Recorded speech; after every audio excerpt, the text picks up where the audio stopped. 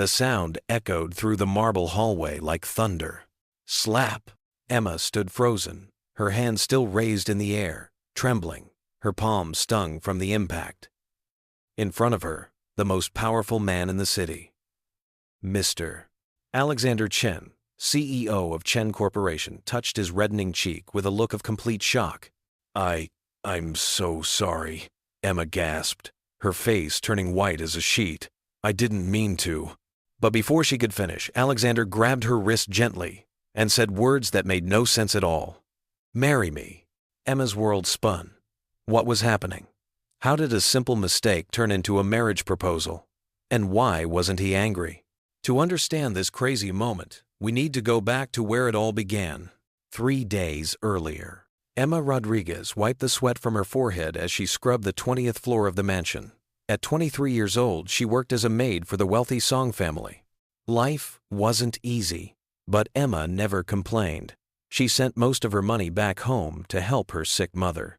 Emma, get over here right now, a sharp voice called out. Emma quickly stood up, her knees aching from kneeling on the hard floor. She hurried to the living room where Miss Victoria Song stood with her arms crossed, looking annoyed. Victoria was the same age as Emma, but lived a completely different life. She wore designer clothes, had perfect makeup, and never had to work a day in her life. Her father owned Song Industries, one of the biggest companies in the country. Yes, Miss Song? Emma said politely, keeping her eyes down. My pearl necklace is missing, Victoria said coldly. I left it on my dresser this morning, and now it's gone. You were the only one who cleaned my room today. Emma's heart dropped. I didn't take it, Miss Song. I would never. Are you calling me a liar? Victoria stepped closer, her voice getting louder. Everyone knows maids like you can't be trusted. You probably sold it already. Please, I didn't take anything. Emma's voice shook. She had worked for the Song family for 2 years and never once stolen anything. But who would believe a poor maid over a rich young lady? Before Emma could say anything else, Victoria's mother, Mrs. Song, walked into the room. What's all this noise about? This thief stole my pearl necklace. Victoria pointed at Emma dramatically. It was worth $50,000. Emma felt tears burning in her eyes, but she refused to cry. I didn't take it. I promise on my mother's life. Mrs. Song looked at Emma with cold eyes. Empty your pockets. With shaking hands, Emma turned her pockets inside out. They were empty, except for a crumpled tissue. Search her room, Mrs. Song ordered. 2 other maids were sent to search Emma's tiny bedroom in the servants' quarters. Emma stood there, humiliated and scared. She knew they wouldn't find anything because she was innocent, but would that even matter? 10 minutes later, the maids returned, shaking their heads. Nothing, Mrs. Song. Victoria's face turned red with anger. She must have hidden it somewhere else, or maybe she already gave it to someone to sell. Miss Victoria, one of the older maids, spoke up bravely. Emma is a good girl. She wouldn't steal. Stay out of this, Aunt Lucy, Victoria snapped. Mrs. Song raised her hand. Enough. Emma, you're fired. Pack your things and leave within the hour. Emma's world collapsed. But I need this job. My mother is sick and... That's not my problem, Mrs. Song said without any feeling. Be grateful we're not calling the police. Emma felt her chest tighten. Without this job, how would she pay for her mother's medicine? How would she afford rent? But arguing would only make things worse. I understand, Emma whispered. I'll leave right away. As she turned to go, Victoria smirked. Good riddance. We don't need thieves working here. Emma walked to her small room with her head held high, even though inside she was breaking apart. She packed her few belongings into an old backpack, some clothes, a photo of her mother, and the small amount of money she had saved. Aunt Lucy found her as she was leaving through the back door. Emma, dear, I believe you. Victoria probably lost that necklace herself and blamed you. Thank you, Aunt Lucy, Emma said, giving the kind old woman a hug. Take care of yourself. You too, child. Something good will come your way. I can feel it. Emma wanted to believe that, but as she stepped out into the cold evening air, she felt more alone than ever. That same night, Emma walked through the city streets, her backpack heavy on her shoulders. She had nowhere to go. Her tiny apartment had been provided by the Song family, and without a job, she couldn't afford to rent a new place. The expensive shopping district glowed with bright lights. Rich people walked past her, laughing and carrying shopping bags full of things that cost more than Emma made in a year. She stopped in front of a huge jewelry store window, staring at the beautiful necklaces displayed behind the glass. One looked almost exactly like Victoria's missing pearl necklace. $50,000, Emma whispered to herself. That's more money than I've ever seen in my whole life. Lost in thought, Emma didn't notice someone walking up behind her until, beautiful, isn't it? Emma jumped and spun around. A tall man stood there, wearing an expensive black suit.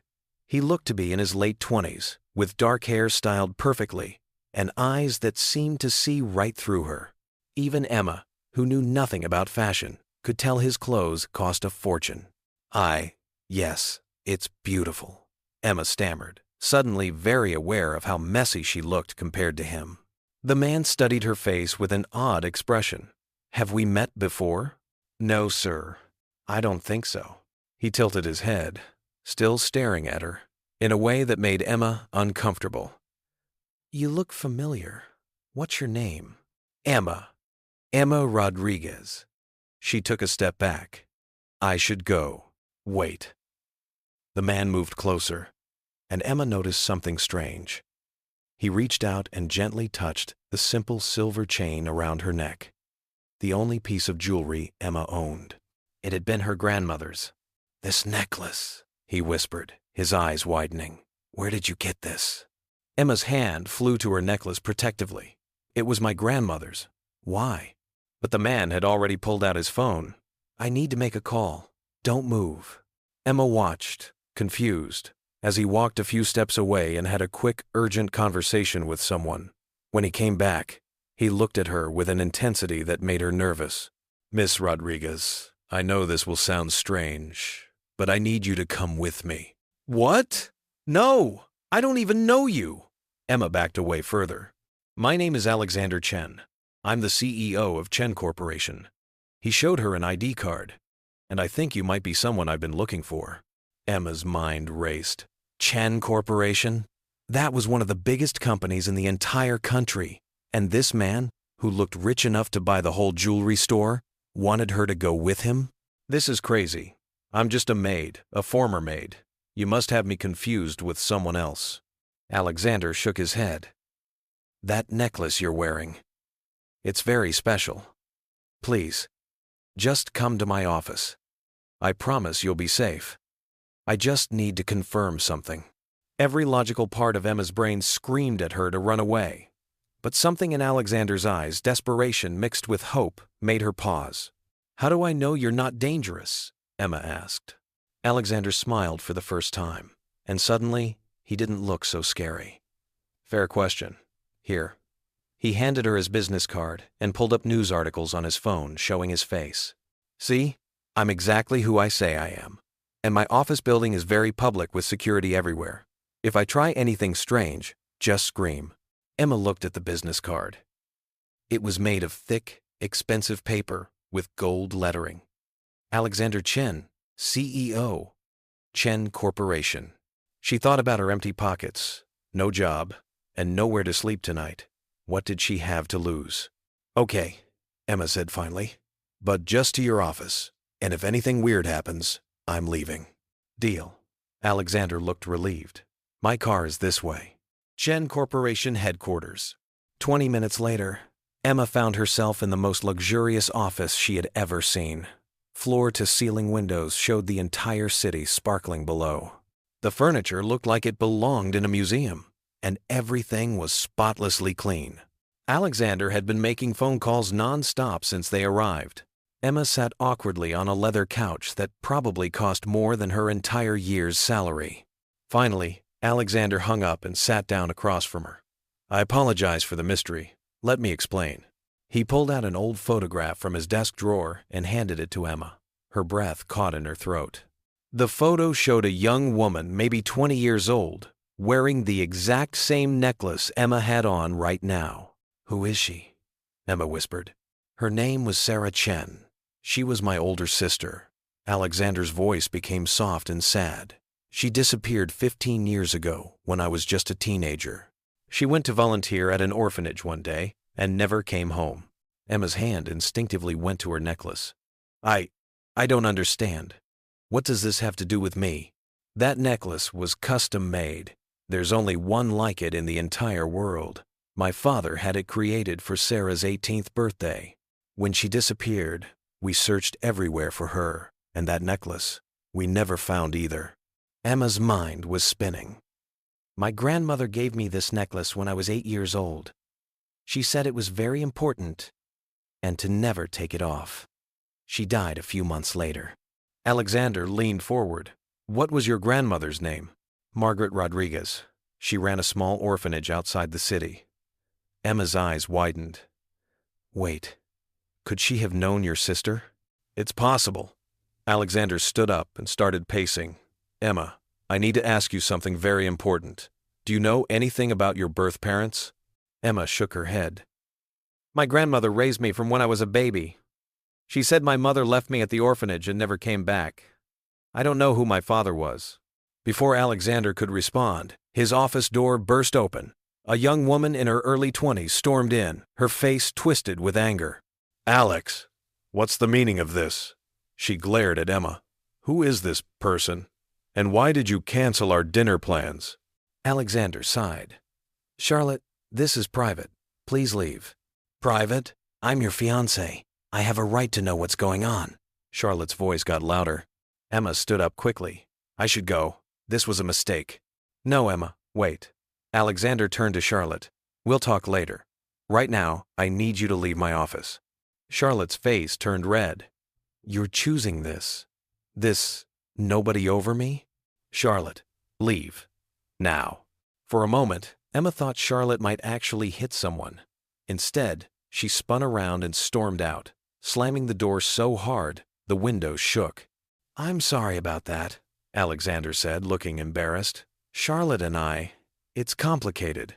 You're engaged, Emma stated flatly. Maybe I should go. This is getting too weird. The engagement was arranged by our families. I barely know her. Alexander moved closer to Emma. Please, Emma. This necklace could be the key to finding out what happened to my sister. Will you let me run some tests? Just to check if it's really Sarah's? Emma touched her necklace again. It was the only thing she had left of her grandmother. But if it could help solve a mystery and maybe give this man answers about his missing sister. What kind of tests? Emma asked carefully. Just photos, and maybe checking for any unique markings. I won't damage it, I promise. Emma slowly unclasped the chain and handed it to him. As soon as the necklace left her neck, she felt strangely empty, as if she'd lost a part of herself. Alexander held it carefully, examining it under a lamp. His hands started shaking. What is it? Emma asked. The engraving. Alexander's voice cracked with emotion. On the back of the pendant, see these tiny letters? Emma looked closer and saw something she'd never noticed before. S.C. Love, always, Dad. Sarah Chen, Alexander whispered. This is really her necklace. But how did your grandmother get it? Suddenly, several things clicked in Emma's mind. Her grandmother had run an orphanage. Alexander's sister disappeared while volunteering at an orphanage. The necklace? Mr. Chen, Emma said slowly. What if your sister didn't disappear? What if she died at the orphanage? What if my grandmother found her and took the necklace to protect it? Alexander went pale. That would mean all these years we thought Sarah might still be alive somewhere. A heavy silence fell over the office. Emma felt terrible for suggesting such an awful possibility. I'm sorry, Emma said quietly. Maybe I'm wrong. Maybe there's another explanation. Alexander walked to the window, staring out at the city. No, you might be right. It would explain why we never found her. He turned back to Emma. We need to investigate this properly. I'll hire people to look into your grandmother's records, to check if Sarah was there. Okay. Emma didn't know what else to say. In the meantime, Alexander continued, you'll stay as my guest. I have an apartment in this building for visitors. You'll be safe there while we figure this out. Emma's first instinct was to refuse, but then she remembered she had no job, no home, and no money. Just until we solve this mystery, Emma agreed. Then, I'll find a new job and get out of your way. Emma. Alexander looked at her seriously. If this necklace really belonged to Sarah, then you might be connected to my family's biggest tragedy. That makes you important. I'm going to protect you. Emma didn't understand why she would need protection, but the intensity in Alexander's eyes told her he was serious. What Emma didn't know was that she just walked into a dangerous web of secrets, lies, and people who would do anything to keep the past buried. And tomorrow, everything would get much more complicated. The next morning, Emma woke up in the softest bed she'd ever slept in. For a moment, she forgot where she was. Then everything came rushing back, losing her job, meeting Alexander Chen, the mysterious necklace. She sat up and looked around the guest apartment. It was bigger than any place she'd ever lived. The furniture was elegant. The bathroom had a bathtub the size of a small pool, and the closet was filled with brand new clothes in her exact size. How did Alexander know her size? That was a little creepy. Emma showered and picked out simple jeans and a sweater from the closet. Everything felt expensive against her skin. She wasn't used to nice things. A knock on the door made her jump. Miss Rodriguez, Mr. Chen asked me to bring you breakfast. A kind-looking woman in a professional uniform stood in the hallway holding a tray. Oh, thank you, but you didn't have to. Mr. Chen insisted. He also said to tell you he'll be ready to meet you in his office at 9 o'clock. Emma checked the clock. It was 8:30. She had 30 minutes. After the woman left, Emma ate the most delicious breakfast of her life. Fresh fruit, warm pastries, eggs cooked perfectly, and coffee that tasted like heaven.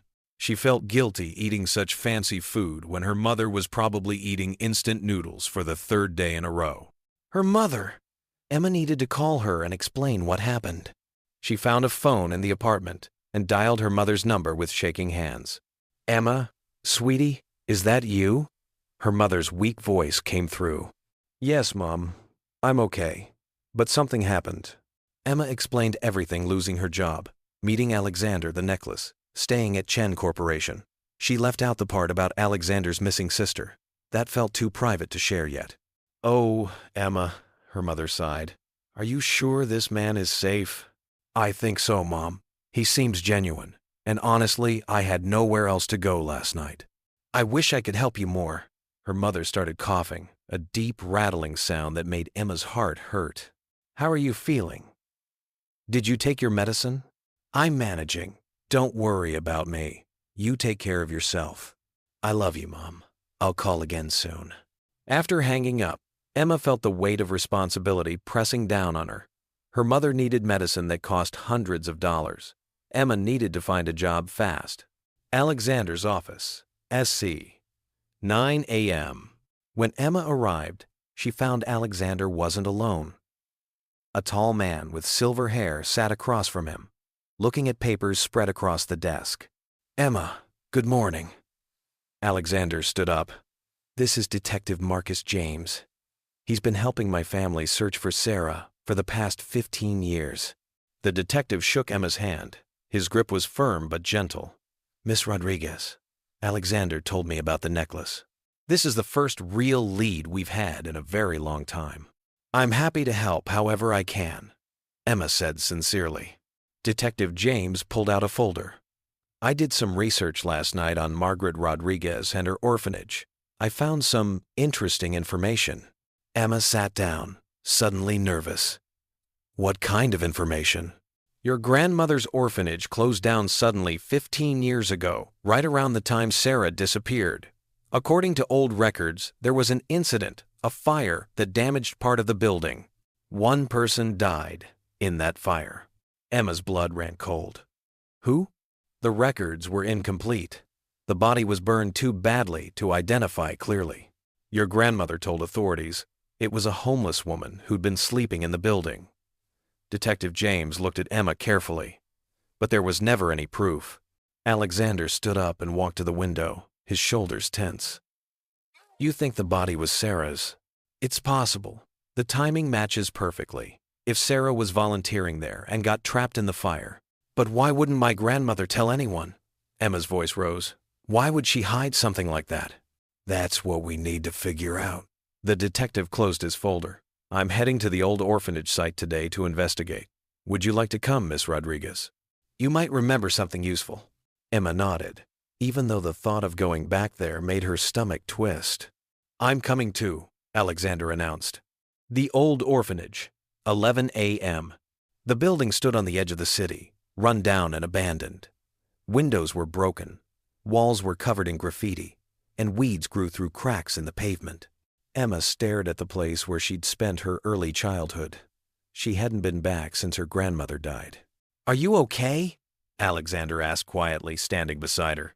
I used to play in that yard. Emma pointed to an overgrown area. Grandmother would watch us from that window. There were about 20 kids living here back then. Do you remember a fire? Detective James asked. Emma closed her eyes, trying to recall. I was only 8. I remember sirens and smoke.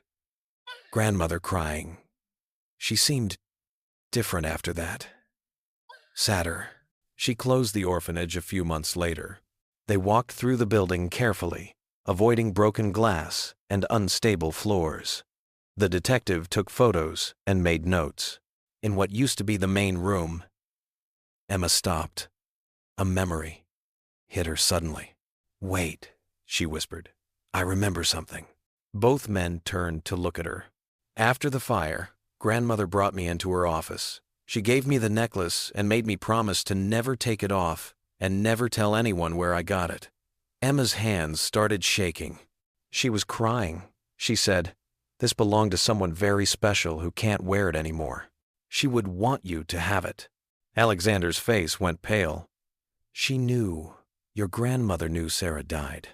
But why not tell the authorities? Emma asked desperately. Why hide it? Maybe she was protecting someone, Detective James suggested. Or maybe she was scared. Before anyone could say more, they heard footsteps upstairs.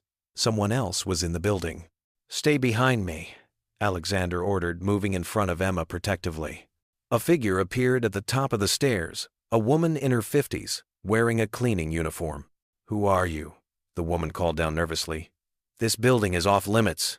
Mrs. Wilson? Emma gasped, recognizing one of her grandmother's old friends. Is that you? The woman peered down at them. Emma? Little Emma Rodriguez? Yes, it's me. Mrs. Wilson hurried down the stairs carefully. Good Lord, you've grown so much. What are you doing here? Looking for answers about the fire 15 years ago. Emma glanced at Alexander. Mrs. Wilson, do you remember a young woman who volunteered here? Her name was Sarah Chen. Mrs. Wilson's face changed completely. She looked terrified. I don't remember anyone by that name. You're lying, Detective James said firmly but not unkindly. Mrs. Wilson, a woman died in that fire. We need to know what really happened. Mrs. Wilson started crying. I promised Margaret I'd never tell. She made me swear. My grandmother is gone, Emma said gently, taking the older woman's hands. Whatever secret you're keeping, it can't hurt her now. Please. This man's sister disappeared that day. His family deserves to know the truth.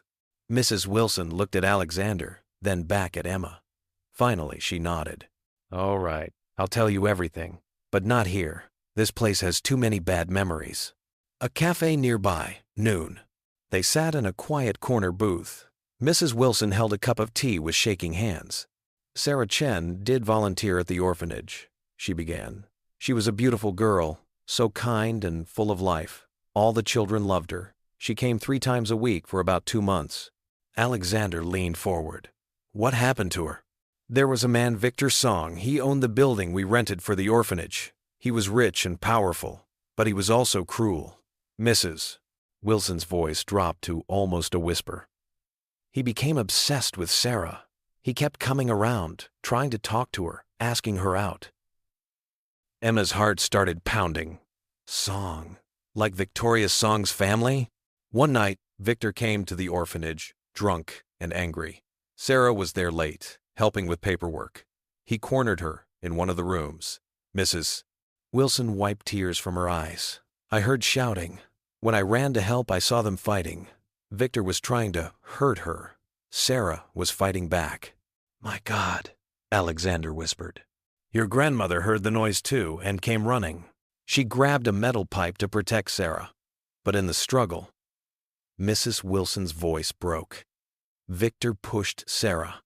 She fell and hit her head on the corner of a desk. There was so much blood.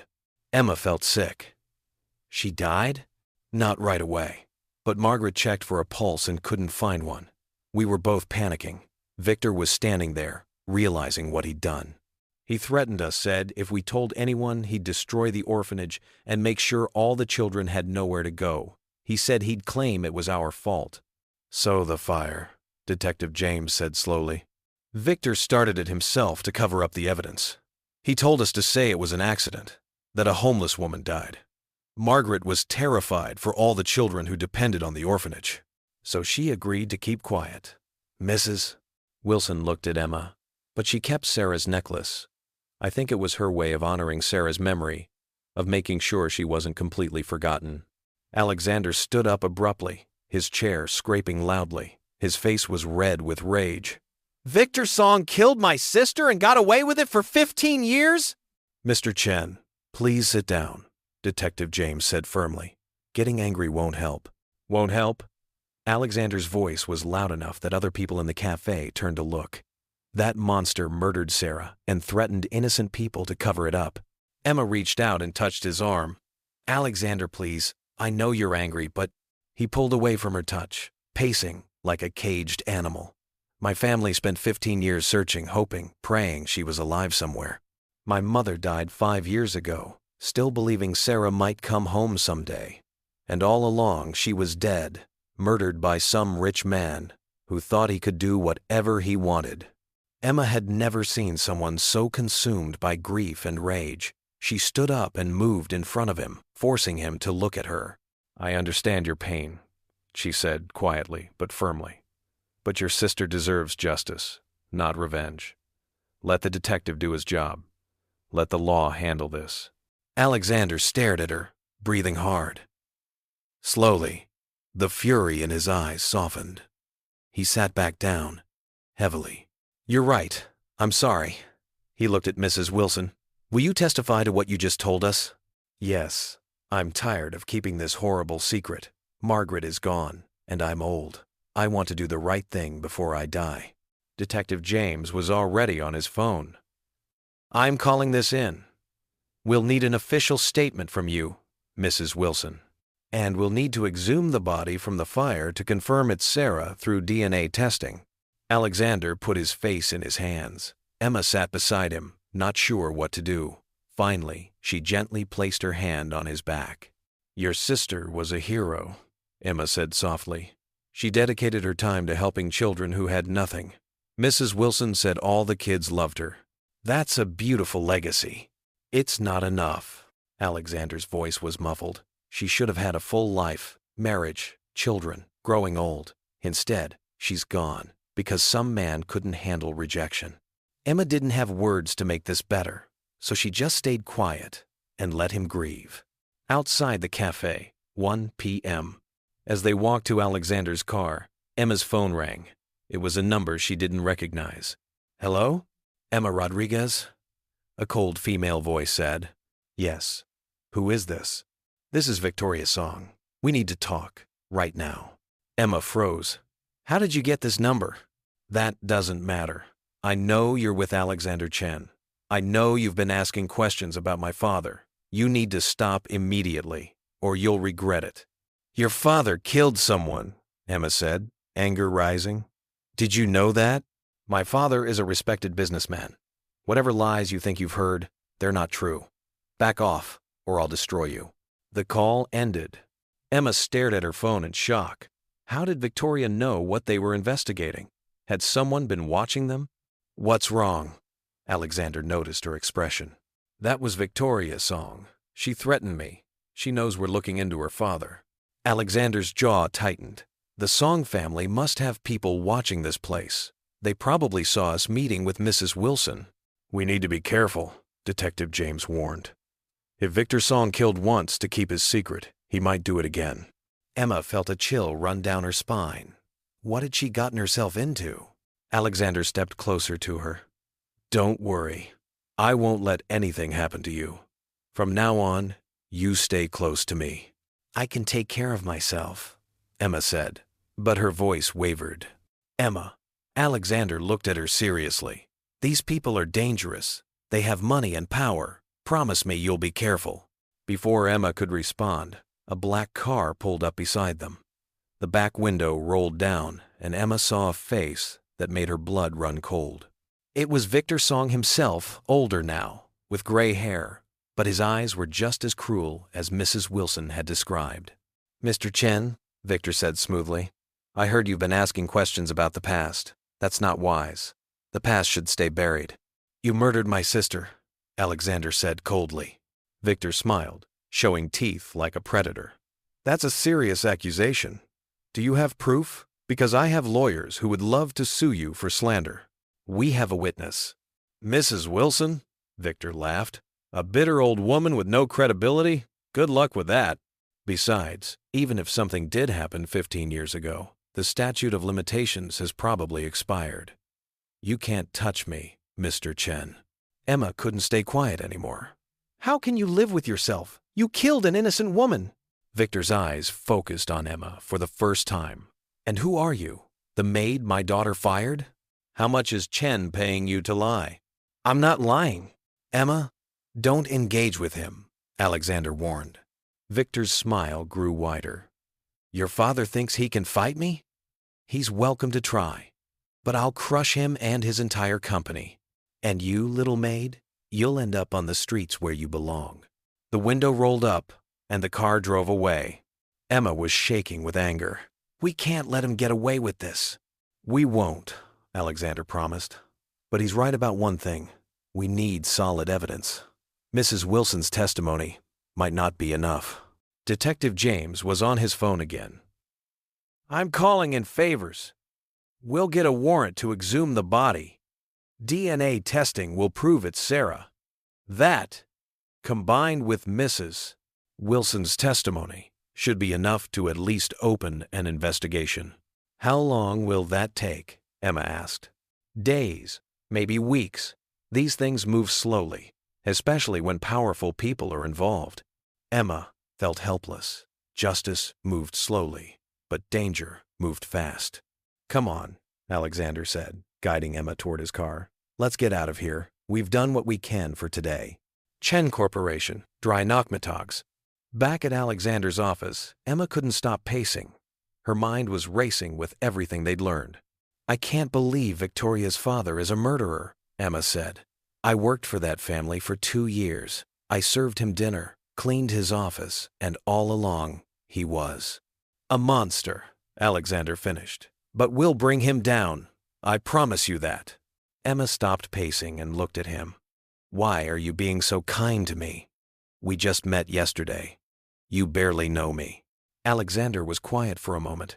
Because you're the key to solving my sister's case, and because, he hesitated. There's something about you, Emma.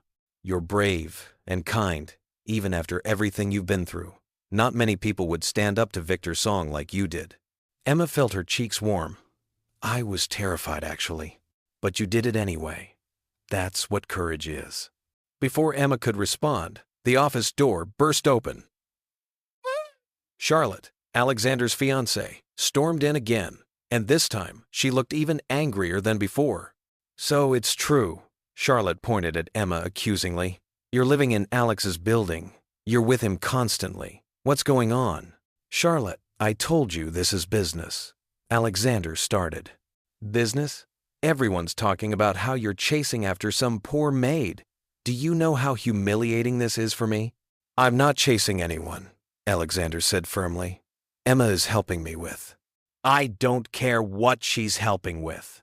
Charlotte's voice rose to a screech. Get rid of her, or the engagement is off.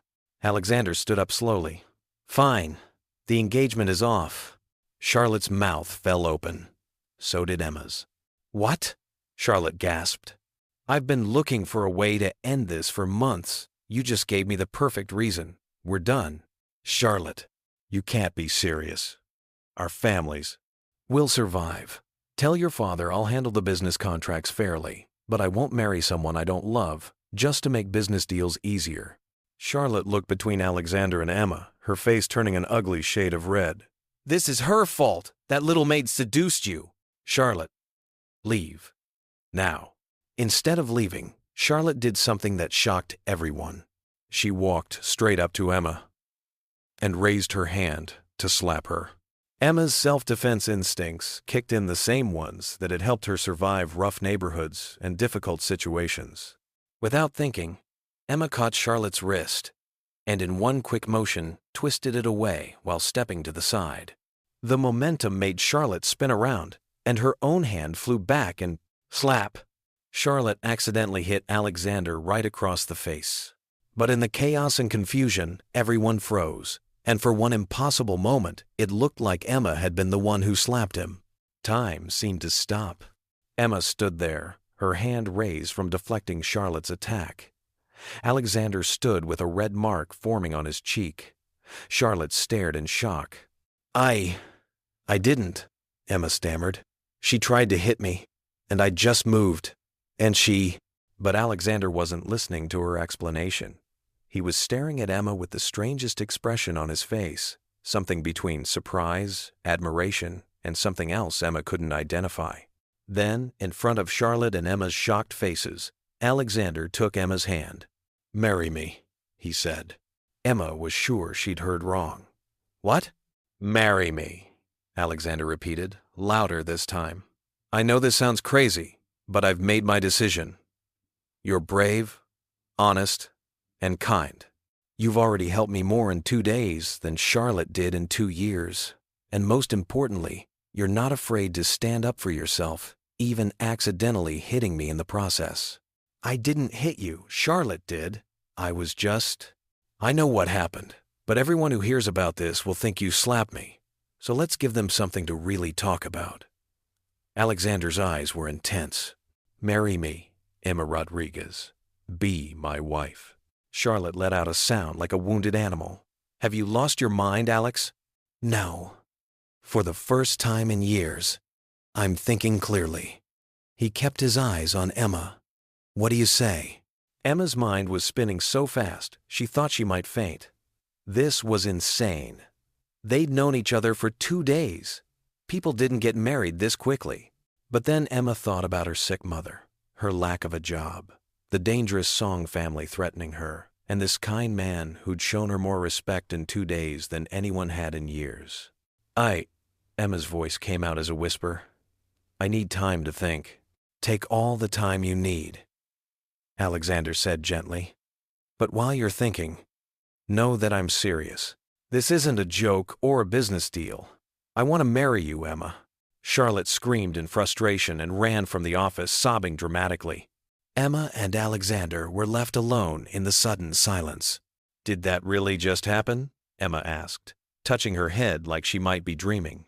"It did," Alexander smiled, still holding her hand. "And I'm not taking it back. Think about it, Emma. You need protection from the Song family. You need financial security for your mother's medical bills. And I need someone real in my life. Someone honest. But you don't love me," Emma pointed out. "And I don't love you. People should marry for love." "Maybe love will come later. My parents barely knew each other when they married, and they were happy for 30 years until my mother died." Alexander's thumb gently brushed across her knuckles. "Or maybe we'll become great friends who take care of each other. Isn't that worth something too?" Emma pulled her hand away, needing space to think. "This is too much. Yesterday I was a maid. Today you're proposing marriage. It's like my whole life turned upside down. Sometimes life changes in an instant. You taught me that finding Sarah's necklace changed everything for me." Alexander stepped back, giving her room. "I won't pressure you." "But Emma, I meant what I said. I'll protect you from the Song family. I'll help your mother. And I'll never treat you like a servant or something beneath me." Emma looked into his eyes and saw sincerity there. He actually meant this crazy proposal. "I need to go lie down," Emma said finally. "My head is spinning." "Of course. Rest. We'll talk more tomorrow." As Emma left the office, her mind was racing. A marriage proposal from a CEO? It sounded like something from a fairy tale. But fairy tales didn't usually involve murder, threats, and powerful enemies who would do anything to keep their secrets buried.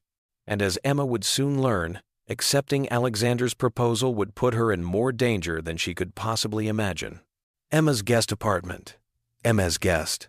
That evening, Emma lay on the bed, staring at the ceiling. Her phone sat beside her, and she'd been holding it for the past hour, trying to decide whether to call her mother and tell her about Alexander's proposal. This is insane, Emma thought for the 100th time. People don't get married after knowing each other for 2 days. But then again, what were her options? She had no job, no home, and a sick mother who needed expensive medicine. The Song family was threatening her. She was caught in the middle of a murder investigation.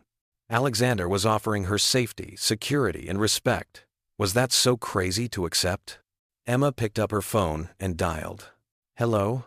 Her mother's tired voice answered. "Mom, it's me."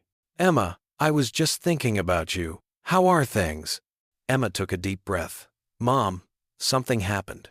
Alexander Chen asked me to marry him." Silence. Then, "The CEO? The one you just met?" "Yes."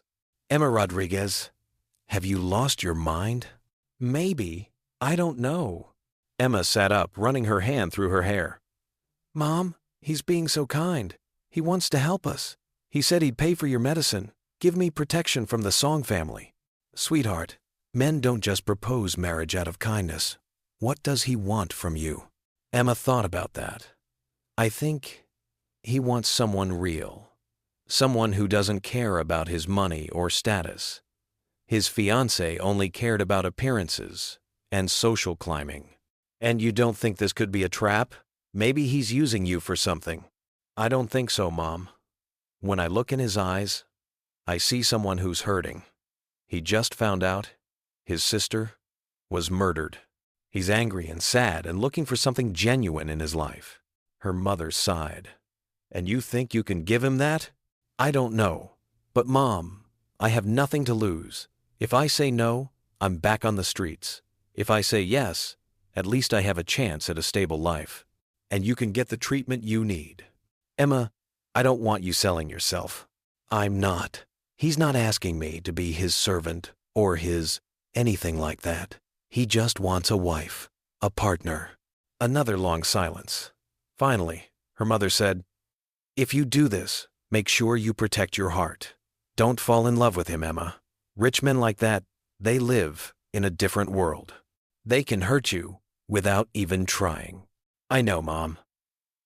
"When would this wedding happen?" "I haven't even said yes yet." "But you're going to, aren't you? I can hear it in your voice." Emma smiled sadly. Her mother knew her too well. "Yeah, I think I am." Alexander's office, SF, next morning. Emma wore one of the nicer outfits from the closet, a simple blue dress that made her feel almost elegant. She'd practiced her speech all night. When she entered Alexander's office, she found him on the phone, speaking rapidly in what sounded like angry tones. He saw her and immediately ended the call. "Emma, good morning." He stood up, looking nervous. "Did you think about—" "Yes," Emma interrupted. "I'll marry you." Alexander's face lit up with genuine happiness. "Really? But I have conditions." "Of course. Name them."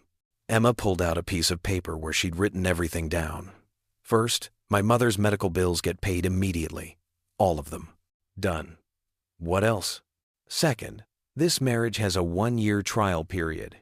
If after 1 year we're both miserable, we can get divorced with no hard feelings." Alexander frowned slightly, but nodded. "Okay. Though I don't plan on being miserable." "Third, I want to keep working. I don't want to just sit around as a housewife. I need purpose." "I can give you a job at Chen Corporation. What kind of work do you want to do?" Emma hadn't thought that far ahead. I don't have much education. I only finished high school." "That doesn't matter. We'll find something you're good at. Do you like working with people? Numbers? Organizing things?" "I'm good at organizing. When I worked for the Song family, I managed all the household schedules and supplies." "Perfect. You can be my personal assistant. You'll help manage my schedule. organize meetings, and handle correspondence. The pay is $60,000 a year to start. Emma's eyes widened. 60,000? That's more than I've ever made in my life. You'll earn every penny. Being my assistant is hard work. Alexander smiled. Any other conditions? Just one more. We have separate bedrooms. This marriage is for practical reasons, not romantic ones. Alexander's smile faded a bit, but he nodded. Understood. Separate bedrooms. Is that everything? Yes. Then let me add one condition of my own. Emma tensed. What? When we're in public, we act like a real couple. Hold hands, smile at each other, maybe even a kiss on the cheek occasionally. My family and the media will be watching. They need to believe this is real. Emma's cheeks burned. I can do that, I guess. Good. Alexander walked around his desk and extended his hand. Then we have a deal, Miss Rodriguez. Or should I say, future Mrs. Chen. Emma shook his hand, and something electric passed between them. She pulled away quickly. When will we, get married? As soon as possible. I'll arrange everything. But first, we need to tell my family. Emma's stomach dropped. Your family? Won't they think this is crazy? Definitely. But my grandfather has final say in family matters, and I think he'll like you. Alexander checked his watch. Family dinner is tonight at 7. Can you be ready? Tonight? That's so soon. The longer we wait, the more time the Song family has to cause trouble. Plus, once we're married, you'll have the protection of the Chen name. No one will dare threaten you then. Emma nodded, though her hands were shaking. Okay. Tonight at 7. Chen Family Mansion, 7 p.m. The Chen family home was bigger than any building Emma had ever seen that wasn't a hotel or office building. Gardens surrounded it, and a long driveway led to massive front doors. Emma felt tiny and out of place. Don't be nervous, Alexander said, sensing her fear as they walked to the entrance. Just be yourself. That's who I want them to meet. A butler opened the door. Inside, the house was even more impressive. Marble floors, crystal chandeliers, artwork that probably cost more than Emma's entire life savings. Voices came from a large dining room. Alexander took Emma's hand and led her inside. 6 people sat around a huge table, all turning to look as they entered. Emma recognized them from photos in Alexander's office. His father, Richard Chen. His aunt, Margaret Chen. His uncle Thomas Chen. His younger sister Sophia, and his grandfather William Chen at the head of the table. Alexander, you're late, Richard said sternly. And who is this? Everyone, this is Emma Rodriguez.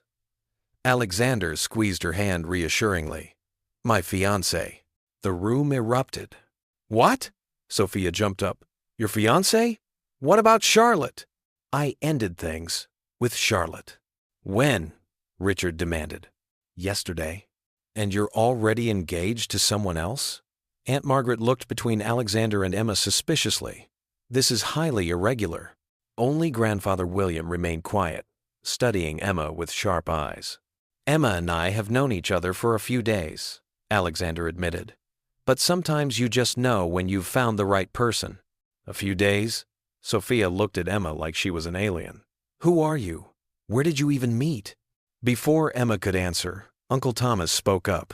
Wait, Rodriguez? Are you Margaret Rodriguez's granddaughter? Emma was surprised he knew that. Yes, sir. Thomas stood up abruptly. Alexander, can I speak with you privately, right now? Whatever you have to say, you can say in front of Emma. Fine. Thomas pointed at Emma. This woman is connected to a murder investigation involving the Song family. Victor Song is threatening legal action against anyone who spreads lies about him. If you marry her, you'll be dragging our entire family into a scandal. Emma felt her face burn with shame. I'm sorry. I didn't mean to cause trouble. You didn't cause anything, Alexander said firmly, still holding her hand. The Song family is the problem, not Emma. And yes, she's helping with the investigation into my sister's death. That's partly how we met. Grandfather William finally spoke, his voice strong despite his age. Everyone sit down and be quiet. The room fell silent immediately. Even Richard Chen, one of the most powerful businessmen in the country, sat down obediently. William gestured for Emma and Alexander to sit. Emma felt like she was facing a judge. "Miss Rodriguez," William said, "tell me about yourself. Who are your parents?" "I don't know who my father is, sir. My mother raised me, but my grandmother Margaret actually took care of me most of my life. She ran an orphanage." "And what did you do for work?" Emma swallowed hard. "I was a maid for the Song family until a few days ago." She heard Aunt Margaret gasp. Even Sophia looked shocked. "A maid," William repeated. "And now you want to marry the CEO of Chen Corporation." Emma didn't know what to say. Alexander jumped in. "Grandfather, Emma isn't a gold digger. She's honest, hardworking, and brave. She's already helping solve Sarah's case when no one else could for 15 years. Because she has information about Sarah?" William's eyes narrowed. "Or because she has information about the Song family that benefits you?" "Both," Alexander admitted. "But that's not why I want to marry her." "Then why?" ... Alexander looked at Emma, and there was something in his expression that made her heart skip. "Because when I'm with her, I feel like myself again. Not just the CEO. Not just the heir to the Chen family fortune. Just Alexander. She doesn't care about my money or status. Yesterday, she accidentally defended herself and ended up hitting me." "She hit you?" Richard exploded. "And she wasn't even afraid of the consequences. She just immediately apologized and explained what happened. Most people bow and scrape around me. Emma treats me like a regular person. I need that in my life." William was quiet for a long moment. Then he turned to Emma. "And you, Miss Rodriguez?" "Why do you want to marry my grandson?" Emma took a deep breath. This was her moment to be honest. "I'll be truthful, sir. I need help. My mother is sick and needs expensive medicine I can't afford. The Song family is threatening me because of what I know about their father's crime. I have no job and nowhere to live." Emma met William's eyes directly. "Your grandson offered me protection and security. It would be stupid of me to refuse. But I'm not just using him. I promise to be a good wife, to support him, and to never embarrass the Chen family." The room was completely silent. Then, surprisingly, Grandfather William started laughing. "Finally, someone honest in this family. Do you know how many people sit at this table and lie to me every day? Pretend they're doing things for noble reasons, when really they just want money or power?" He slapped the table. "I like this girl, Alexander. She has spine." Richard looked shocked. "Father, you can't be serious. She's a maid." "She was a maid," William corrected. "Now she'll be a Chen, and I'll take someone honest and brave over some fake socialite any day." He looked at Emma again.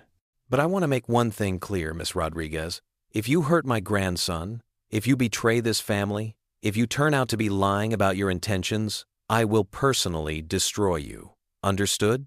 Emma nodded, her mouth dry. "Yes, sir." "Good. Then you have my blessing." William raised his wine glass. "To Alexander and Emma. May your marriage bring happiness to you both."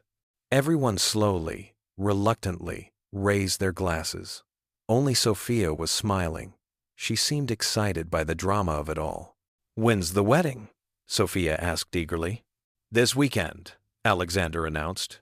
Richard nearly choked on his wine. "This weekend? Alexander, that's 3 days away."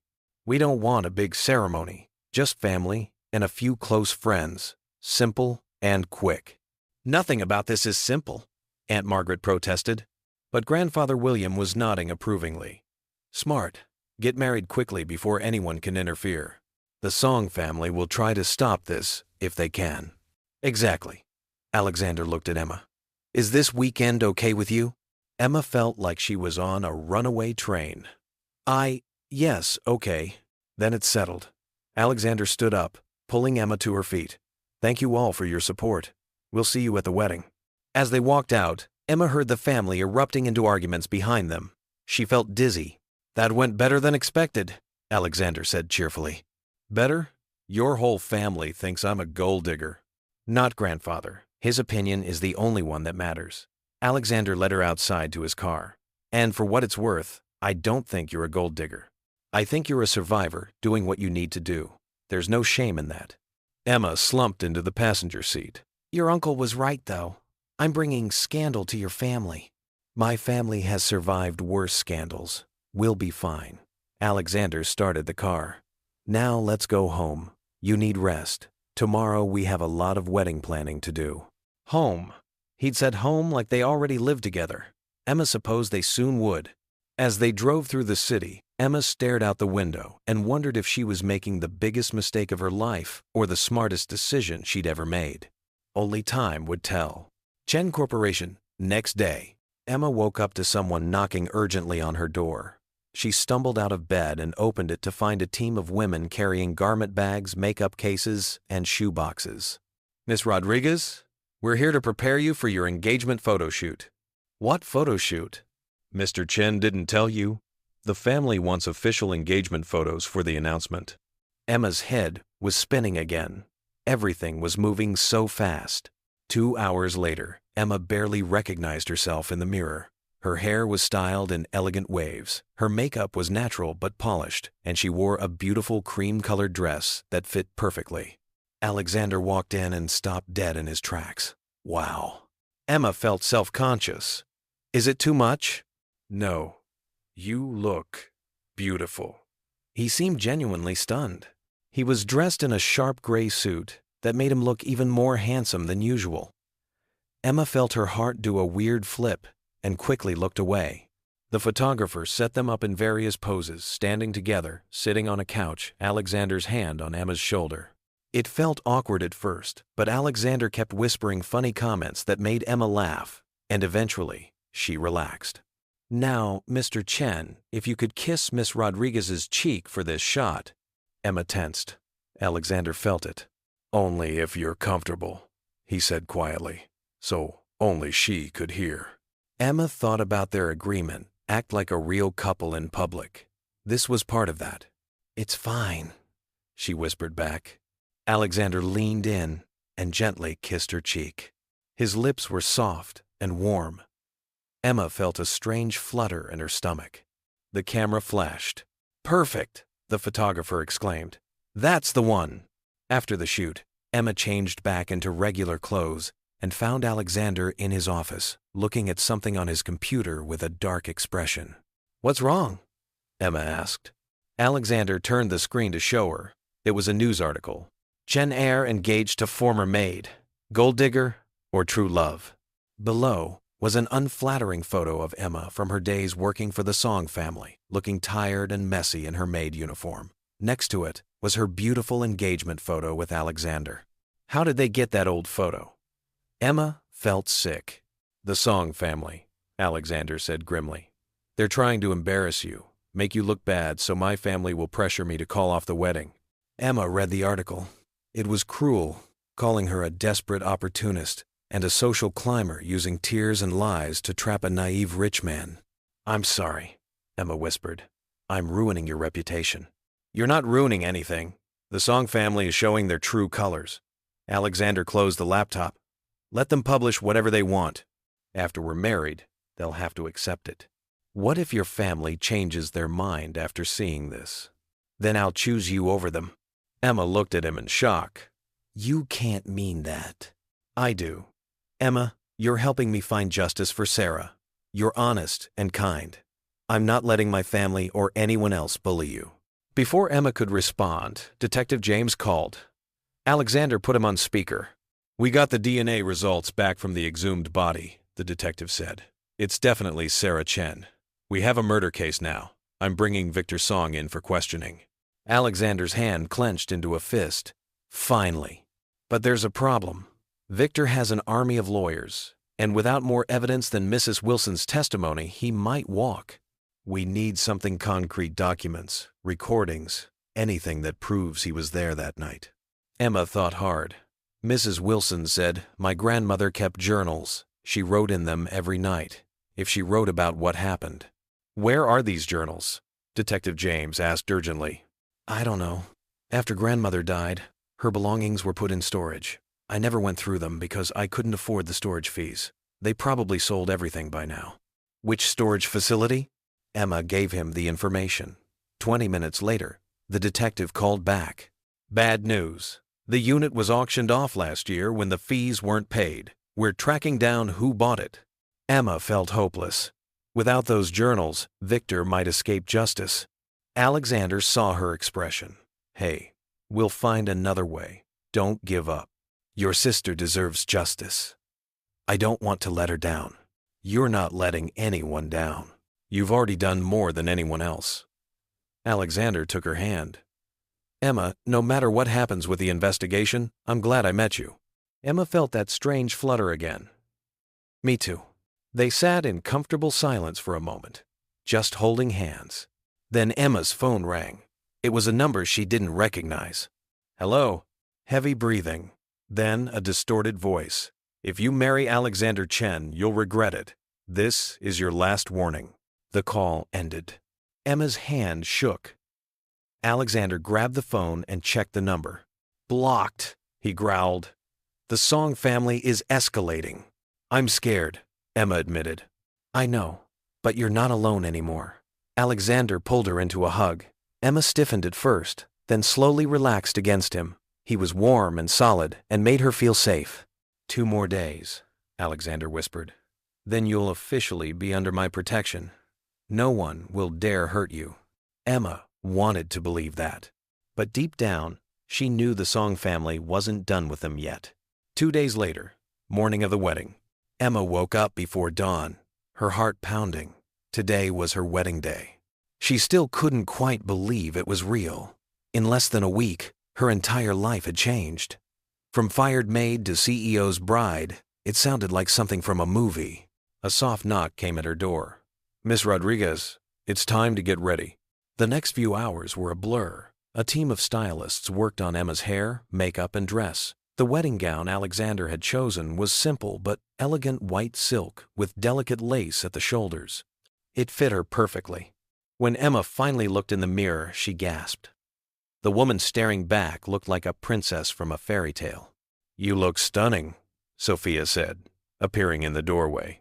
Alexander's younger sister had been surprisingly kind to Emma over the past 2 days, helping her navigate the confusing world of the Chen family. Thank you, Sophia. And thank you for being nice to me when everyone else thinks I'm just after money. Sophia shrugged. I think you're good for my brother. He's been so serious and sad since Sarah died years ago. But lately, I've seen him smile again. That's because of you. Emma felt guilty. I'm not sure I deserve credit for that. Maybe not, but you're here, and he's happy. That's what matters. Sophia checked her watch. Come on, it's time. The Chen family garden. The ceremony. The wedding was small, just as Alexander had promised. About 30 people sat in white chairs arranged in neat rows. Flowers decorated everything: roses, lilies, and orchids in shades of white and cream. Emma stood at the entrance to the garden, her hands shaking. Through the archway she could see Alexander waiting at the altar in a black suit that made him look impossibly handsome. Classical music began to play. Ready? Sophia asked, linking her arm through Emma's. Since Emma had no father to walk her down the aisle, Sophia had offered. No, Emma admitted, but let's do this anyway. They walked down the aisle together. Emma saw the Chen family watching, some with approval, some with doubt, some with outright disapproval. She ignored them all and focused on Alexander. When their eyes met, he smiled. A real, genuine smile that reached his eyes. Emma felt something shift in her chest. This man was about to become her husband. The thought was terrifying and thrilling at the same time. They reached the altar. Sophia squeezed Emma's hand once before sitting down. The officiant began the ceremony.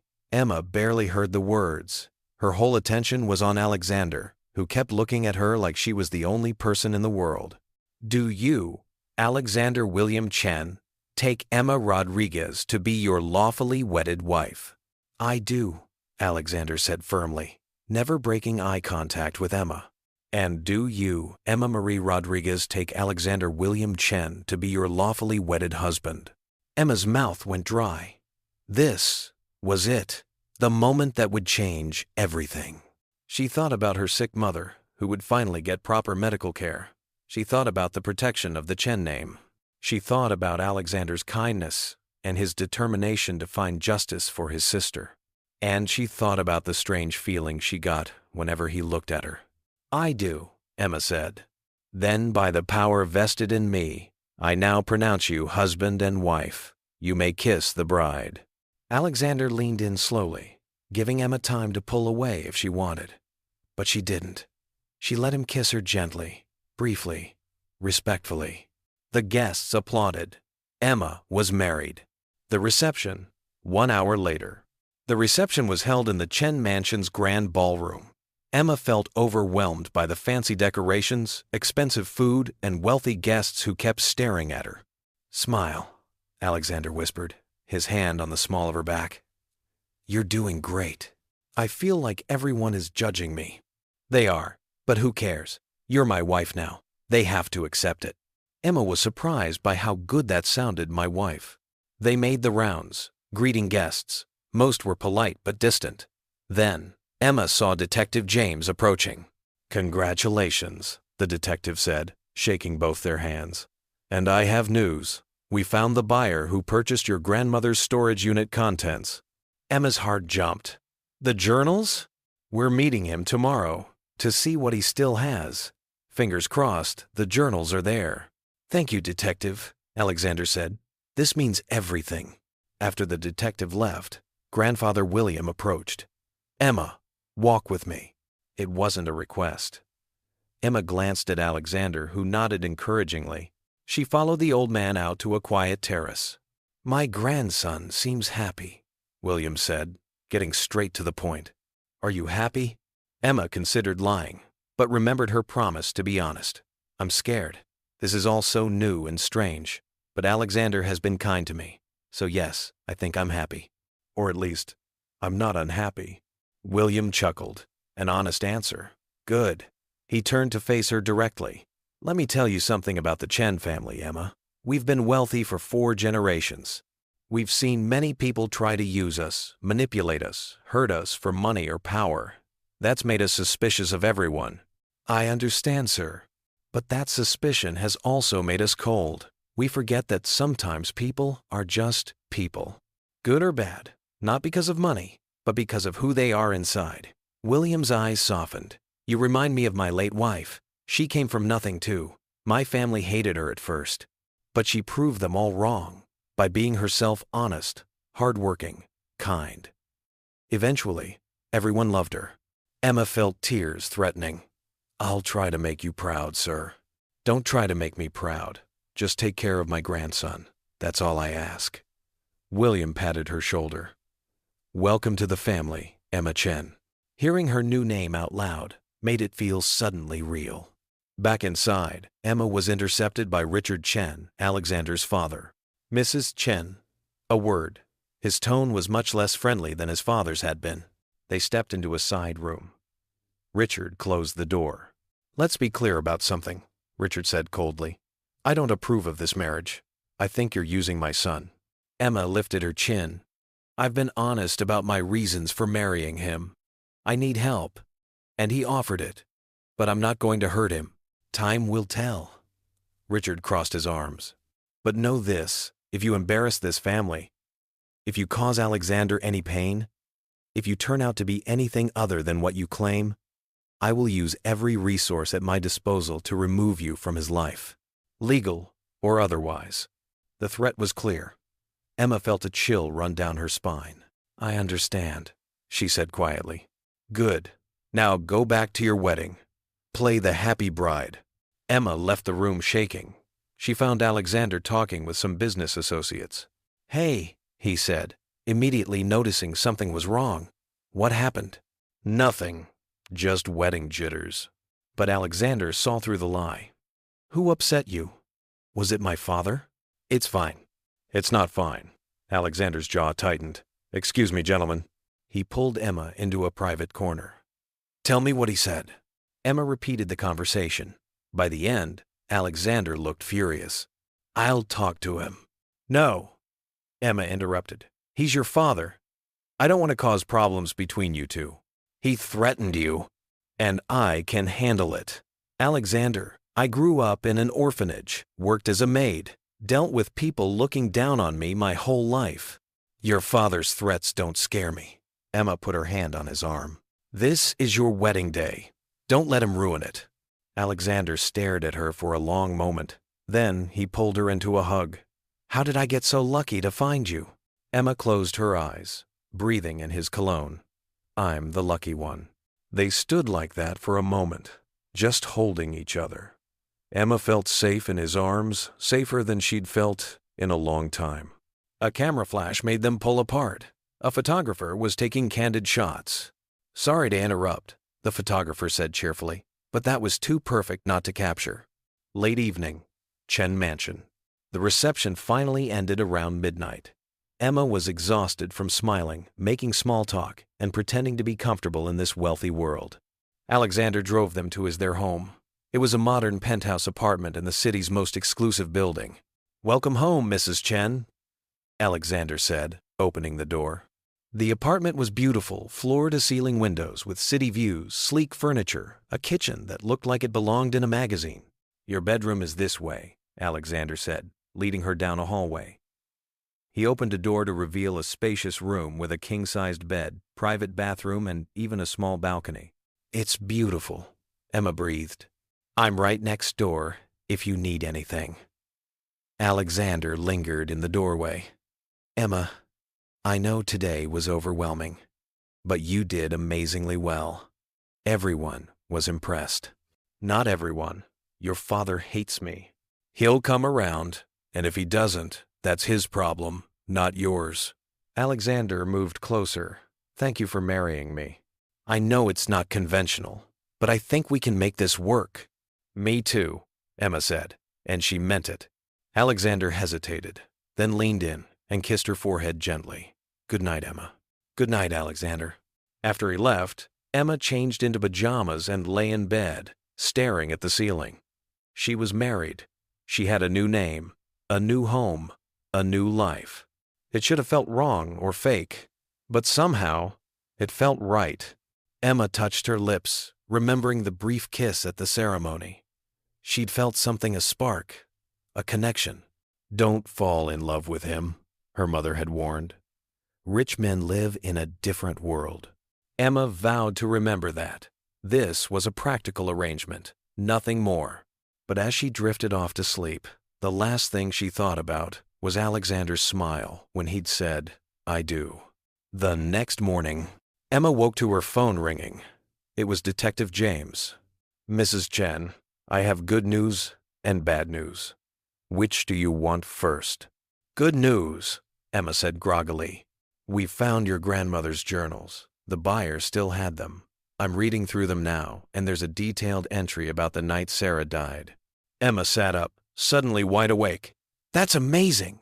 What's the bad news? The bad news is, someone broke into the buyer's home last night and tried to steal the journals. He fought them off, but it's clear someone knows we're close to getting the evidence we need. The Song family, Emma whispered. Most likely.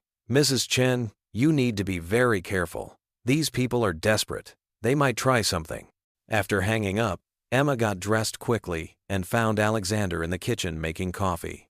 Morning, he said with a smile. How did you wait? What's wrong? Emma told him about the detective's call. Alexander's expression darkened. They're getting desperate.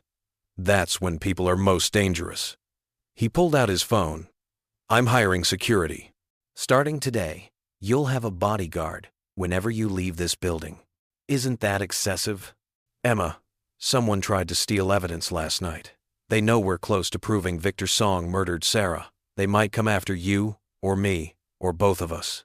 Alexander took her hands. Please. Emma nodded. Okay, thank you. Alexander squeezed her hands. Now, let's have breakfast. Then we have a meeting with Detective James to go through those journals. Detective James's office. 11 a.m. The journal entry was heartbreaking. Emma's grandmother had written everything in careful detail. Tonight, something terrible happened. Sarah Chen, the sweet volunteer who's become like a daughter to me, was attacked by Victor Song. I tried to stop him, But in the struggle, Sarah fell and hit her head. There was so much blood, I couldn't find a pulse. I think she's dead. Victor is threatening me. He says, if I tell anyone, he'll destroy the orphanage and hurt the children. He's starting a fire to cover up what happened. He's forcing me to say it was an accident, that a homeless woman died. I don't know what to do. If I speak up, 20 innocent children lose their home. If I stay quiet, I'm letting a murderer go free. God forgive me, but I'm choosing the children. I'll keep Sarah's necklace to remember her. Maybe someday, the truth will come out. I'm so sorry, Sarah. I'm so sorry. Alexander's hands were shaking as he read it. Tears ran down his face. Emma put her arm around him. We have the proof now. He won't get away with it. 15 years, Alexander whispered. Sarah has been gone for 15 years, and that monster has been walking free, living his life like nothing happened. Detective James closed the journal carefully. This, combined with Mrs. Wilson's testimony and the DNA evidence, is enough to arrest Victor Song for murder. I'm issuing a warrant today. Good, Alexander said fiercely. I want to be there when you arrest him. That's not advisable, Mr. Chen. I don't care. Sarah was my sister. I need to see this through. The detective sighed but nodded. Fine, but you stay back and don't interfere. Understood? Understood. Emma squeezed Alexander's hand. Justice is coming. Finally. But as they left the detective's office, Emma couldn't shake the feeling that things were about to get much worse before they got better. And she was right. Song Family Mansion, that afternoon. Victor Song sat in his study, smoking a cigar and looking remarkably calm for a man about to be arrested for murder. Victoria burst into the room, her face red and angry. Father, what are we going to do? The police have evidence that Maid Emma and her new husband are going to destroy our family. Calm down, Victoria. Panic never solved anything. Calm down. Calm down. Victoria's voice rose to a shriek. You're about to be arrested for murder.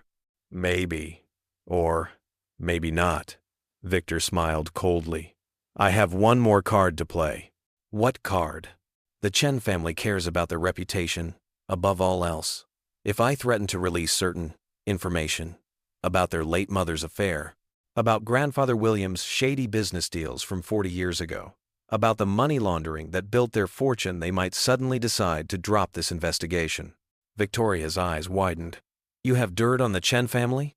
I have dirt on everyone who matters in this city. That's how I've survived so long. Victor stood up. Call Alexander Chen. Tell him I want a meeting. Just the two of us. Tonight. Father, what if he refuses? He won't. He wants justice for his sister too badly. He'll come. Chen Penthouse, an evening. Alexander got the call from Victoria at 6 p.m. My father wants to meet with you. Tonight. Alone. Why would I do that? Alexander's voice was ice cold. Because he has information you'll want to hear about Sarah's death. Details that aren't in any journal or testimony. Alexander glanced at Emma, who was sitting nearby. I don't trust your father. You don't have to trust him. Just meet him. What do you have to lose? After hanging up, Alexander told Emma about the call. It's a trap, Emma said immediately. Don't go. Maybe. But what if he really does have information about Sarah? Alexander, he's a murderer. He'll say anything to save himself. I know, but I need to hear what he has to say. Alexander saw Emma's worried expression. I'll bring security. I'll be careful, but I have to do this. Emma grabbed his arm. Please don't. I have a bad feeling about this. I'll be fine. Alexander kissed her forehead. Stay here. Keep the doors locked. I'll be back in a few hours. Against her better judgment, Emma let him go. Abandoned warehouse. W2. 9 p.m. The meeting location was suspicious, an empty warehouse on the outskirts of the city. Alexander brought 2 bodyguards, but made them wait outside. Victor Song stood in the center of the empty space, looking completely unafraid. Mr. Chen, thank you for coming. What do you want? Alexander demanded. To make a deal. You drop the investigation, and I'll tell you the truth about Sarah's last moments. I'll tell you what she said before she died. Alexander's heart clenched. She was alive when you left her? For a few minutes, long enough to speak. Victor smiled cruelly. Don't you want to know her last words? You're lying. Am I? Or are you too scared to find out? Victor pulled out a recording device. I recorded everything that night. My insurance policy. In case anyone ever questioned what happened. Sarah's voice is on here. Her last words. You can hear them if you agree to drop all charges. Alexander's mind raced. This could be a trick. But what if it wasn't? What if he could actually hear Sarah's voice one more time? Let me hear it first, then I'll decide. No deal. You drop the charges, then you get the recording. That's not happening. Victor shrugged. Then I guess you'll never know what Sarah said. She might have forgiven the man who killed her. She might have had a message for you or your mother. But you'll never know, because you're too stubborn to make a simple deal. Alexander felt torn. This was exactly what Victor wanted to manipulate him emotionally. Even if I wanted to drop the charges, I couldn't, Alexander said. The police have enough evidence to prosecute without my cooperation. Then convince them to drop it. You have influence. Use it. No? Victor's expression hardened. Then you've made your choice. Suddenly, men appeared from the shadows, at least 6 of them, all carrying weapons. Alexander's bodyguards rushed in, but they were quickly outnumbered. What is this? Alexander demanded. Insurance, Victor said calmly. If I'm going down, I'm taking you with me. The Chen family will drop the investigation in exchange for their precious heir's life. Alexander realized too late this was always the plan. Victor never intended to negotiate. One of Victor's men grabbed Alexander, pressing a cloth over his face. The smell of chemicals filled his nose. The last thing Alexander thought before losing consciousness was, Emma was right. I should have listened. Chen Penthouse, L. 10:30 p.m. Emma paced the apartment nervously. Alexander had been gone for over an hour and hadn't called or texted. Something was wrong. She tried his phone for the 10th time. It went straight to voicemail. This is bad, Emma muttered to herself. This is really bad. She called Detective James. Mrs. Chen? What's wrong? Alexander went to meet Victor Song alone. He's not answering his phone. I think something happened. Where did they meet? Emma gave him the warehouse address that Victoria had mentioned. I'm sending officers there now. Stay where you are and lock all the doors. But Emma couldn't just sit and wait. If Alexander was in danger, she had to help. She grabbed her jacket and headed for the door, only to find it wouldn't open. Alexander had locked it from the outside. No, no, no. Emma pulled at the handle. He'd trapped her here to keep her safe, but now she was useless. Then Emma remembered the balcony. If she could climb down 1 floor to the apartment below, it was dangerous and probably stupid. But Alexander needed her. Emma climbed over the balcony railing carefully. Her hands were sweating. The ground was 20 floors below. One wrong move and she'd fall. Don't look down. Don't look down. She lowered herself slowly until her feet touched the balcony below. The apartment was dark. Nobody home. Emma smashed the glass door with a flower pot, reached through to unlock it, and rushed inside. She ran through the apartment and out into the hallway. The elevator seemed to take forever. When she finally reached the ground floor, she found one of Alexander's bodyguards in the lobby. Mrs. Chen, what are you doing here? Mr. Chen said you'd stay upstairs. Where is he? Take me to him. Now. The bodyguard saw the determination in her eyes and nodded. Follow me. Abandoned warehouse, L. 11 p.m. When they arrived, police cars surrounded the building. Detective James saw Emma and hurried over. Mrs. Chen, you shouldn't be here. Where's Alexander? The detective's expression was grim. Victor Song took him. We found his bodyguards tied up inside, but Alexander and Victor are gone. We think they left about 30 minutes ago. Emma felt like she'd been punched in the stomach. Where would he take him? We're tracking Victor's car now. But Mrs. Chen, the detective hesitated. There's something you should know. We intercepted a phone call between Victor and his daughter Victoria. Victor said if we don't drop all charges by midnight, he'll kill Alexander. Emma's world tilted. No, No, that can't happen. We have our best people looking for them. We'll find him. But Emma knew they were running out of time. It was already 11 p.m. They had 1 hour. Think, Emma. Where would Victor take Alexander? Then it hit her. The orphanage. The old orphanage where Sarah died. Why there? Because Victor's obsessed with covering up what happened. He wants to finish what he started 15 years ago. Destroy all the evidence, including anyone who knows the truth. Detective James's eyes widened. That actually makes sense. Let's go. They raced to the cars. Emma rode with the detective, her heart pounding so hard she thought it might burst. Mrs. Chen, when we get there, you need to stay in the car. This could get dangerous. I'm not staying in the car. Alexander is my husband. I'm going in. Mrs. Chan, you can arrest me later if you want, but I'm going in. The detective sighed, but didn't argue further. Old orphanage, 11:30 p.m. The building looked even more sinister at night. Broken windows reflected moonlight like dead eyes watching them arrive. Police surrounded the building quietly.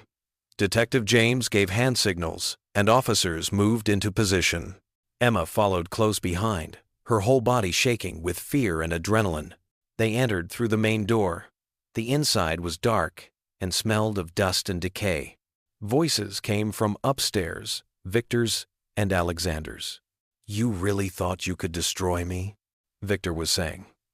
I built my empire through strength and ruthlessness. You're just a spoiled rich boy who got lucky being born into wealth. You're a murderer. Alexander's voice was weak but defiant, and you're going to pay for what you did to Sarah. Sarah was nothing. A foolish girl who thought she could reject me. I showed her what happens when people reject Victor's song.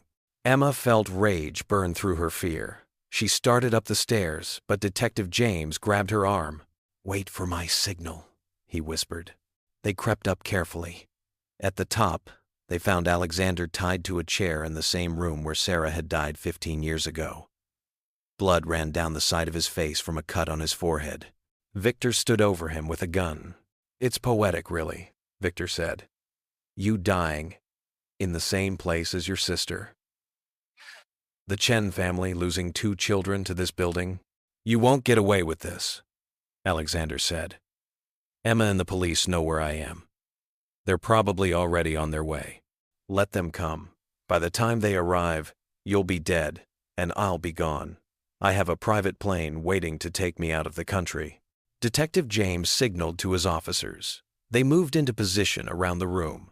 But Emma couldn't wait. Seeing Alexander hurt and helpless broke something inside her. She burst into the room. Let him go! Everyone froze. Emma? Alexander's eyes widened with horror. What are you doing here? You need to leave. Victor turned the gun toward Emma. Well, well. The Maid bride. How touching that you came to die with your husband. I'm not afraid of you, Emma said, her voice shaking but steady. You're a coward who hurts people because you're weak inside. Shut up. Victor's finger tightened on the trigger. Emma, please, Alexander begged. Just go. Save yourself. I'm not leaving you. Emma looked at Victor. You want to know what your daughter told me? Victoria said you were a respected businessman, but she was wrong. You're nothing but a pathetic man who couldn't handle rejection, so you killed an innocent woman. Sarah was beautiful and kind, and you destroyed her because your ego couldn't take no for an answer. I said shut up. Victor aimed the gun at Emma's head. That's when Detective James and his officers burst into the room from multiple directions. Drop the weapon. Police. Victor spun around, startled. In that moment of confusion, Emma did something incredibly brave and incredibly stupid. She ran at Victor and shoved him as hard as she could. The gun went off. Everything seemed to happen in slow motion. Emma felt a burning pain in her shoulder. She fell to the ground. Police officers tackled Victor, wrestling the gun away from him. Emma! Alexander's scream was agonized. Someone untie me! Emma! An officer cut Alexander's ropes. He rushed to Emma's side, falling to his knees beside her. No, no, no. Emma, stay with me. Tears streamed down Alexander's face as he pressed his hands against her shoulder, trying to stop the bleeding. Why did you do that? Why? Emma smiled weakly. Because you're my husband. That's what wives do. You're not supposed to get shot. You're supposed to stay safe. Alexander was crying so hard he could barely speak. Emma, please, don't leave me. I can't lose you too. Not planning to leave, Emma whispered. The pain was intense, but Alexander's face above hers made it bearable. Besides, we have a 1-year trial period. To remember, can't bail out after just 3 days. Forget the trial period. Forget the agreement. Emma, I love you. The words burst out of Alexander like he couldn't hold them in anymore.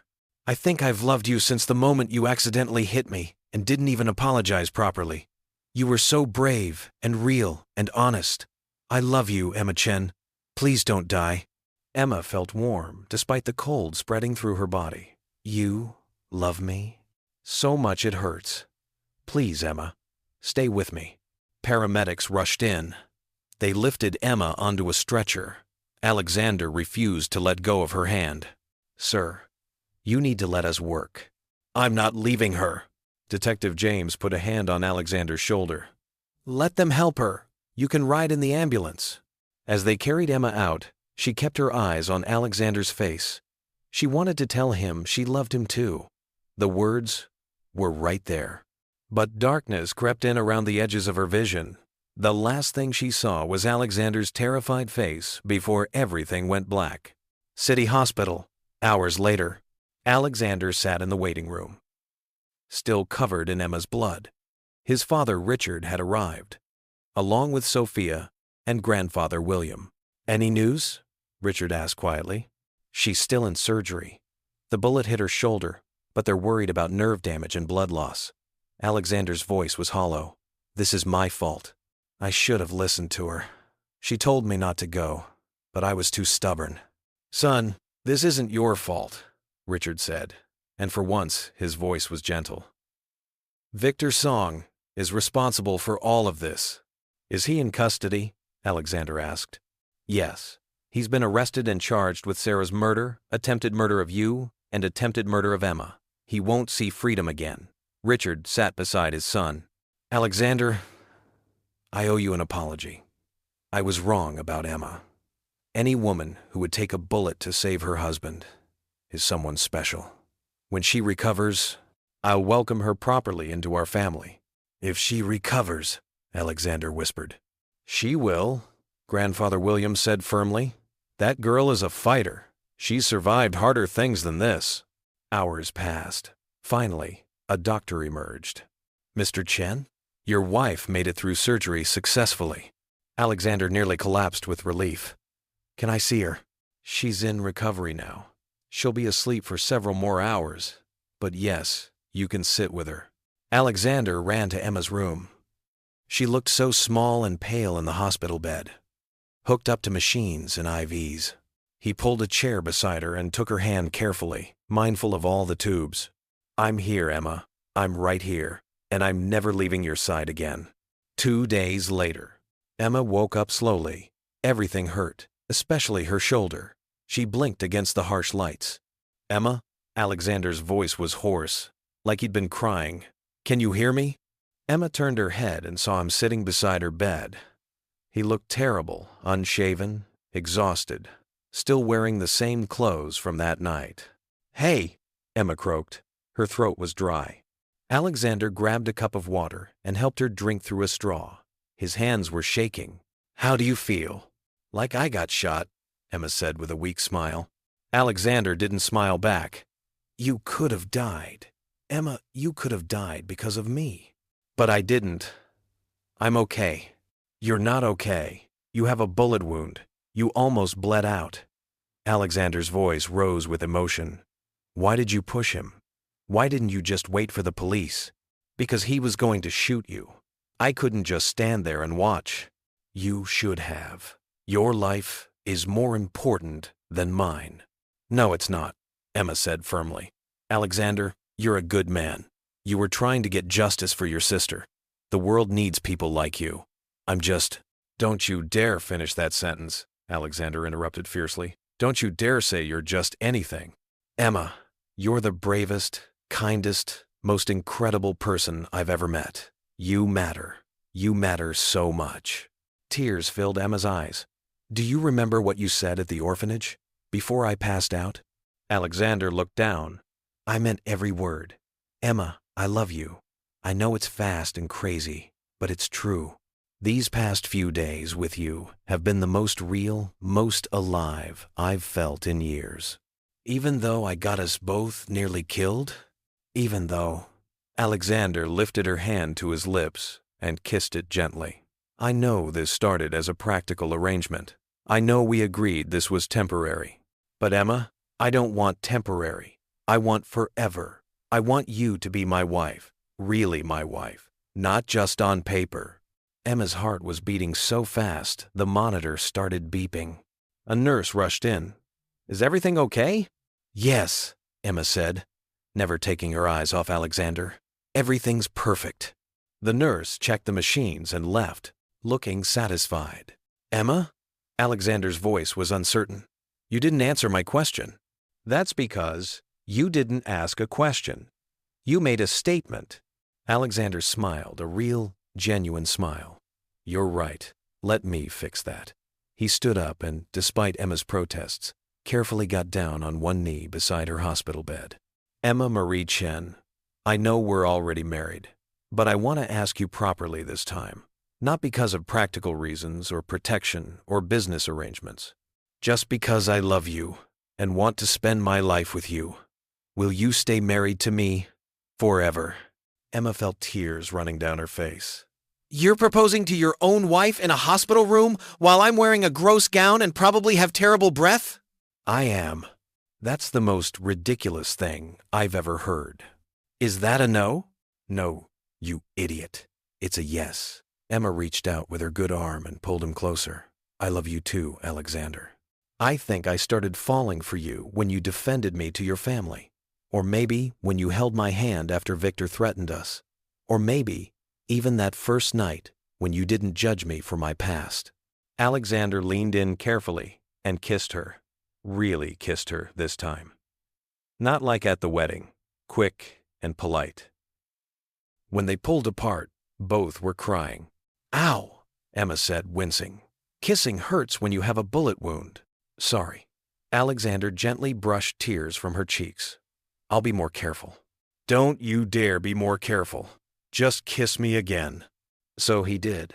6 months later, Emma stood in front of the mirror in her and Alexander's bedroom, adjusting her necklace, her grandmother's necklace that had started everything.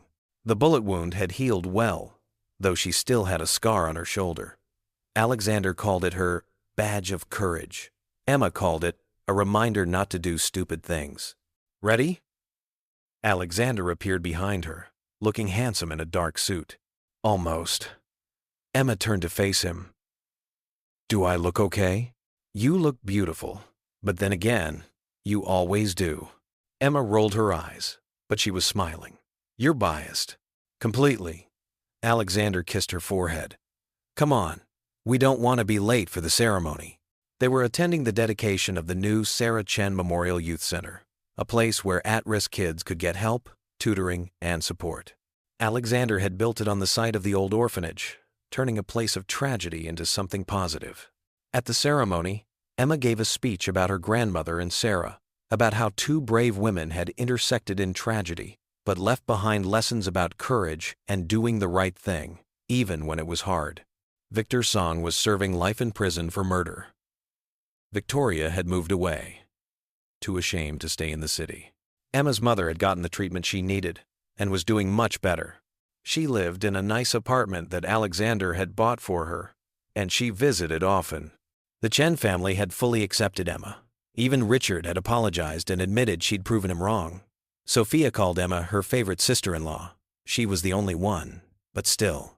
After the ceremony, Emma and Alexander stood looking at a memorial plaque dedicated to Sarah. She would have liked you, Alexander said quietly.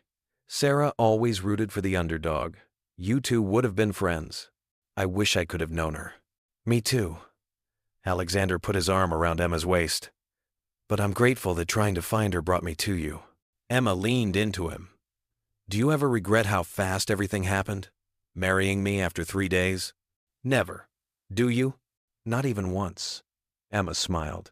Though I still think that slap was Charlotte's fault, not mine. History has been rewritten. Everyone believes you slapped me, and I proposed anyway because I was so impressed by your courage. That's not what happened. Close enough. Alexander laughed. Besides, it makes a better story.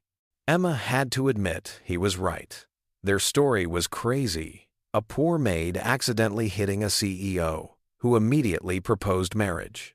It sounded like a fairy tale. But unlike fairy tales, their story had been messy and complicated, with real danger and real pain. And that made their happy ending even more meaningful. I love you, Emma Chen, Alexander said, pulling her close. I love you too, Alexander Chen. They kissed as the sun set behind them, two people from completely different worlds who had found each other in the most unlikely way. And they lived not perfectly, not without challenges, but happily choosing each other every single day. 1 year later, Emma bounced a giggling baby girl on her hip while reviewing documents at her desk. She'd been promoted to Director of Community Outreach at Chen Corporation, overseeing all the company's charitable programs. How's my favorite girl? Alexander asked, walking into the office. Which one? Your daughter or your wife? Both. Alexander kissed Emma, then took their daughter Grace. Though right now, I'm asking about you. Are you ready for tonight? Tonight was their official 1-year anniversary, the end of their trial period. I'm ready, Emma said. Are you going to ask me to renew our contract? No. Alexander set Grace in her playpen and pulled Emma to her feet. I'm going to tell you that the trial period was the stupidest thing I ever agreed to. You're stuck with me forever, Mrs. Chen. No more contracts, no more conditions. Just us, our daughter, and whatever life brings. Sounds perfect to me. And it was. The end.